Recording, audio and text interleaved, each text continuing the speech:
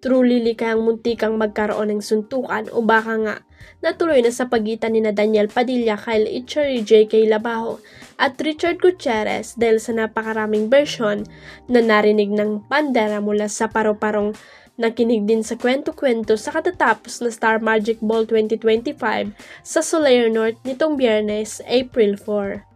Base sa chika ng bandera ay nakainom daw si Kyle at panay ang yakap kay Catherine Bernardo na hindi nagustuhan ni Daniel at galit na sinita niya ang una. Base sa chikang narinig ng bandera ay nakainom daw si Kyle at panay ang yakap kay Catherine Bernardo na hindi nagustuhan ni Daniel at galit na sinita niya ang una. Nakita naman daw ito ni JK na kaibigan ni Kyle kaya lumapit siya kay Daniel para ipagtanggol ang kaibigan at lumapit naman din si Richard for DJ. Naghanap ng bandera kung may makakuha ng video o picture sa gulong ito pero ang nakita ng bandera ay video na nakahawak si Catherine sa kamay ni Kyle at pareho silang nakangiti at hindi nakitaan na nakainom ang binata. Si Kyle kaya ang escort ni Catherine nung gabi? Samantala, may nahanap ang banderang post mula sa anonymous participant na ibinendara sa Reddit na may account na Catherine Bernardo. Ang nakasulat, ganap sa Star Magic Ball kagabi, muntik magsuntukan sina Kyle Echari at Daniel dahil sa sobrang lasing ni Kyle. Medyo bastos na ang hawak at yakap niya kay Catherine kaya si Daniel galit na pinagtanggal ang kamay at pagyakap nito kay Kat. To the rescue naman si JK sa kanyang kaibigan ni si Kyle while to the rescue din si Richard na kasama ni Daniel sa kanyang teleserye Ganda ni Kat. Hihihi. May tinanong nga ang bandera sa Star Magic Ball 2025 din tungkol sa isyong ito. Hindi po totoo and actually Reg, ano po ba ang karapatan ni Daniel kay Catherine? Diba hiwalay na sila? Hehe. Question lang yon. May punto naman ang kausap ng bandera na wala nang pakialam talaga si Daniel kay Catherine at wala naman daw pambabastos na naganap. May nakikitang tinapik ni Piolo si Kyle.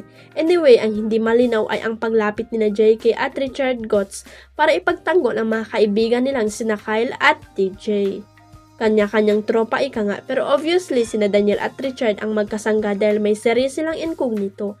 At maski sa umiiring kwento ay sila talaga ang magkakadikit kasama si Kyla bilang si Max. Birthday ni Melay Cantiveros noong April 6 at 37 years old na siya. At dahil kaarawan niya may pasabog si Melay, naglabas siya ng sexy pictorial na ang drama nga ay tubag calendar girl siya. Sabi sa abante ni Melay, ang manager daw niya ang nakaisip ng pictorial na yun pero pina-approve naman daw muna sa mister niyang si Jason Francisco. Pina-approve naman namin kay Jason bago i-shoot, nag-approve naman si Papang. Sabi niya joke time naman daw at April Fool's Day. Ang manager ko kasi na si Nena Fer ang nakaisip ng concept. At marami nga ang naaliw lalo na sa caption ni Melay, akala nyo at Bernardo Cat and Ivana Alawi kayo lang magaling sa ganito na posing. Tama ang akala nyo, kayo lang talaga kasi pangit ng kalabasan ko dito. This is my birthday bash post. Totoong bash talaga makukuha ko dito. Pero shout out dyan sa mga kwanti mga mamshi na ready ang tuba at bahalina sa birthday na may kasamang chismisan pa.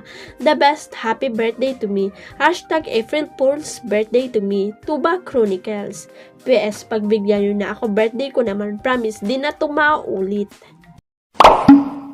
Huwag kalimutang i-click ang subscribe button at i-ring ang notification bell para sa latest at legit chika updates.